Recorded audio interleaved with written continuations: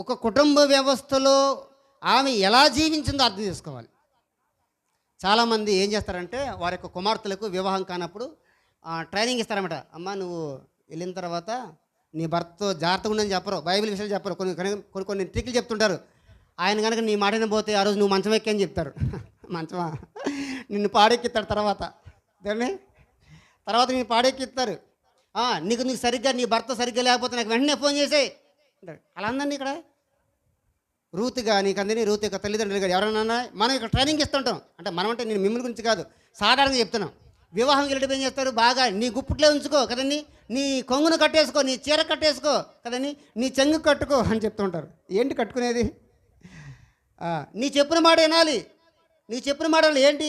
నువ్వు చెప్పిన మాట కాదు, దేవుడు చెప్పిన మాట వినాలి. నీ చెప్పిన మాట కాదు వినాల్సింది, ఎవరు చెప్పిన మాట కాదు. భార్య అయినా భర్త అయినా ప్రభువు చెప్పిన మాట వినాలి.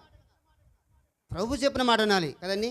భర్త చెప్పిన మాట గ్రేట్ కాదు, భార్య చెప్పిన మాట గ్రేట్ కాదు. భార్య చెప్పినా భర్త చెప్పినా ఇద్దరు చెప్పినా కూడా వాక్యానికి అనుగుణంగా రెండు కలిసి రెండు ఎద్దులు అనమాట.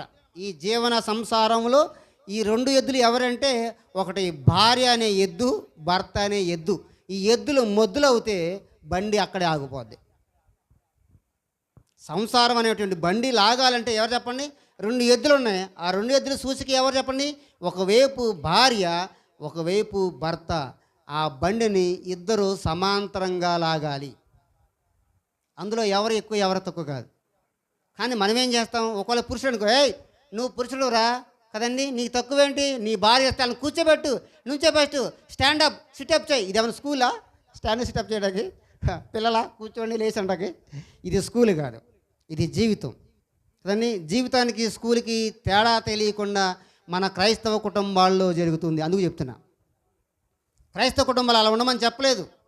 కానీ క్రైస్తవ కుటుంబాల్లో చాలామంది ఏం వెళ్తున్నారంటే కదండి, డబ్బుని చూస్తున్నారు, అందాన్ని చూస్తున్నారు, ఐశ్వర్యాన్ని చూస్తున్నారు, కానీ వాక్యపు విలువలు కలిగిన వారుగా ఎవరు కూడా చూడట్లేదు. అందుకని వారి యొక్క కుటుంబాలు ఎలా అయిపోయింది చెప్పండి, రూతు గ్రంథంలాగా ఉంటలా కదండి.